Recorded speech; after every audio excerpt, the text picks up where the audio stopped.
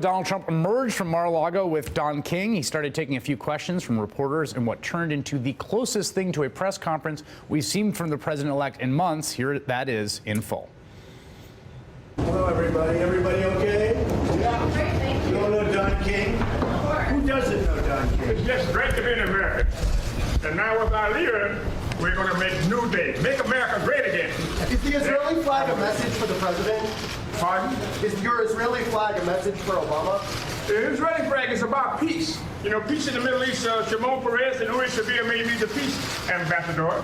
And so we want everyone to come together as one unit and make things happen. And he's the leader that can make it happen. Are you guys okay? Everything fine? Yes, sir. Thank you. Shalom, shalom, shalom. Go ahead. So we're wondering about do you have any further comments about Kerry's speech? You know, you had some No, I strong think his remarks speech this really morning, speaks for but- itself. Yeah, it speaks for itself. It was pretty obvious. But he said that friends need to set friends straight, and that was one of the things that Look, we you have different views. We have to have peace. I think it set it back. But we're going to see what happens after January 20th, right? I think you're going to be very impressed. I hope. Mr. President-elect. Mr. President-elect, Sprint tells us that the 5,000 jobs that you announced today were part of the 50,000 No, that Sprint will Mazda give you. announced. Sprint will give you. I just spoke with the head person. He said because of me, they're doing 5,000 jobs in this country. They just put a release out. Hope has it. You'll see it, and that's that. And they're also doing. Massa is doing 3,000 jobs with, as you know, OneWeb. So those 5,000 jobs at Sprint 5,000 are is not, Sprint. No, that has are they nothing not to part do. of the 50,000? I'll give you their statement. Okay. Mr. President-elect, there's a lawsuit where journalists are trying to get the records that Congress saw for alleged Russian intervention in the election. Do you think any records on Russian intervention should be I made think what public? they should do is do the best they can, figure it all out.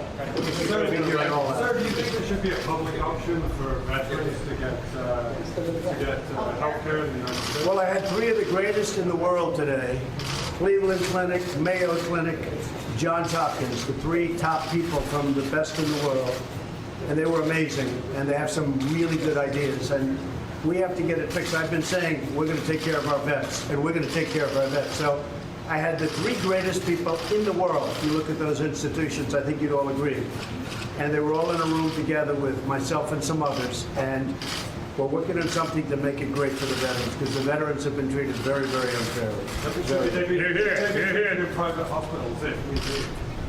Well, I don't want to see veterans waiting online for 2 weeks. And, you know, in many cases, they have a minor illness, and it takes so long to see a doctor. It turns out to be a major illness and beyond that. And I don't want to see that anymore. So we'll see what happens. If you look at my website, I pretty much called it. But they want to see fast service. The doctors were explaining to me today, I mean, things that can be taken care of quickly, when you wait too long, it's life-threatening, and that's what's been happening. People are dying. So we're gonna fix it properly, not like it's been done over the past, okay? How close are you to being able to... You said that you wanted to dissolve it. The New York AG's office says you cannot do that until they finish their investigation. How is that going to affect? Well, I have a foundation that has given millions and millions of dollars to people over the years, and it's been very well thought of, and we'll see what happens. I mean, we'll just see what happens. But it's given millions and millions of dollars, zero expense, zero. Nobody has that I know of, but zero expense. So that's working out very nicely. How close are you to showing off the plans for your business? And are we going to hear from you? Oh yeah, that's very routine. Honestly, it's a very routine thing. It's not a big deal. You people are making that a big deal, the business, because, hey, look, number one, when I won, they all knew I had a big business all over the place. In fact, I reported it with the, as you know, with the federal elections. It's a much bigger business than anybody thought. It's a great business, but I'm going to have nothing to do with it. I'm going to I don't have to, because as you know, I wouldn't have to do that by law, but I want to do that because I want to focus on the country. But when I ran, people know I have a very big business. So, I mean, they elected me, I guess, partially for that reason. So I think that's going to work out very easily. It's actually a very simple situation. It's not a big deal. Then why And we'll be having a press conference sometime in early January. Mr. President, could you elaborate a little bit more on your conversation with Obama today? Is the transition of power going as smoothly as you would have hoped? You indicated Yeah, he on Twitter called it me. wasn't. He called me.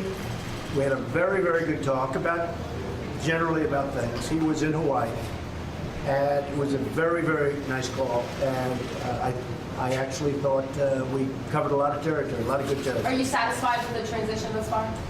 Well, our staffs are getting along very well, and I'm getting along very well with him, other than a couple of statements that I responded to. And we talked about it and smiled about it.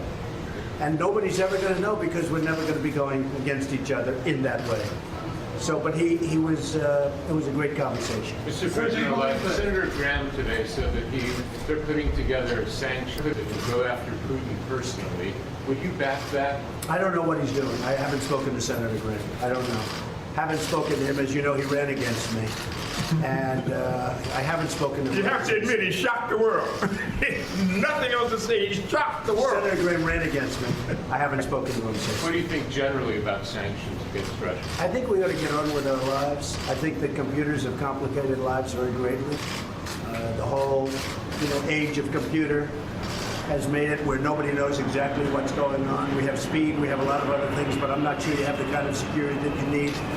But I have not spoken with the senators, and I certainly will be over a period of time. Sir, do you believe there should be a limit to where Israel can build settlements? I think you know what I believe. I'm very, very strong on Israel. I think Israel's been treated very, very unfairly by a lot of different people. You look at resolutions in the United Nations, you take a look at what's happened. They're up for 20 reprimands, and other nations that are horrible places that treat people horribly haven't even been reprimanded. So there's something going on, and I think it's very unfair to Israel. Thank you very much. Thank you. Thank you. Thank you, sir. Thank you, Mr. King. All right, that was President-elect Donald Trump with Don King holding a U.S., Israeli, and I think a few other flags in his sort of signature denim coat. A man who was going to speak at the RNC until reporting indicates that they told him that having a convicted murderer who had stomped a man to death at the RNC manslaughter would be sort of a weird look. But there he was, the President-elect down at Mar-a-Lago, the famous and legendary John King, and the President-elect taking more questions than he's taken since winning the election. Joining me now, Washington Post columnist Catherine Rampell. So that seemed like a sort of typical Trump performance. Not a ton of answers. A lot of deflection, yeah. A lot of deflection. What stuck out to me was this sort of back and forth on Sprint today. So the president-elect says basically, I talked to Sprint and bring back 5,000 jobs. Sprint says, well, that was part of a thing that we'd already agreed to and arranged. He seemed to go back on that, but it shows you how slippery it could be to kind of cover this president-elect's claims.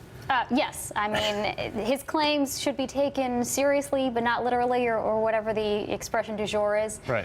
Because it's very hard to take them literally because they would contradict each other at every turn, which makes it very challenging. In the case of the Sprint back and forth, they had announced, or their parent company anyway, had announced 50,000 jobs being created here in the U.S. A few weeks ago, right. Actually, post-election. Right. But prior to that, their owner had also announced that they were going to be investing something like $50 billion. That's right. Yes, in the U.S. That's right. And so their owner is a massive bank, which is based out of Japan. They had made this announcement of a huge investment in the U.S. prior to the election during the campaign season. Right, and it was very likely, even then, that a lot of that would go to the United States. Right. And beyond that, I mean, one wonders what Trump may have said to Sprint. They have a merger that's being considered right now. So we don't know what the trade-offs were. We don't know if this would have happened either way. I mean, I think in Sprint's perspective, the best thing that they can hope for is that Trump believes that they are doing this solely because of something persuasive that he said. Yeah, and I think, you got, look, it's interesting. They have not had him do a press conference, a real press conference, and that wasn't really a press conference, call that availability. But that was, he took a number of questions, he answered them. They haven't had it since July 27th, which was the day after the RNC. It was the day that the last press conference he had where he somewhat infamously looked in the camera and told a foreign government to commit espionage against his political opponent when he told Russia to... Cyber espionage. Cyber espionage, when he told him to hack Hillary's emails. He later said he was a joke, he was being sarcastic. But they have kept him away from it, and it's been a while since we've seen the sort of classic Trumpian deflection. But it's the same stuff we saw during the campaign, and I think what we can expect in the administration. Yeah, I mean, why bother answering any questions, right? Nobody's really holding him to it. His voters don't seem to care. He can change his positions on any given issue, and he's forgiven. So, I mean, why bother participating in the process of democracy if he doesn't have to, essentially. And we should note that in some ways keeping away from press conferences was tactically paid its benefits, particularly down the stretch of the campaign. I think his handlers and his staff recognized that he tended to do things in those press conferences, like calling on the Russians to hack his opponent's emails. Well, but he was erratic in lots of other media That's true. as well. That's a fair point. I mean, they Right. didn't keep him away from Twitter. So Right. I don't know that really it made or broke the election. Although as a reporter, I have to say, it is nice to be able to ask questions and even if you don't get answers, to have some back and forth as opposed to everyone waiting around until the next tweet and run Yes. those and then just analyzing those. Obviously. But my point being that I'm not sure that his erratic behavior was necessarily curbed by his not having these press conferences. So maybe it helped his campaign, maybe it didn't. At the very least, you could argue that, yes, this is bad for democracy to not have the press holding his feet to the fire. We'll talk a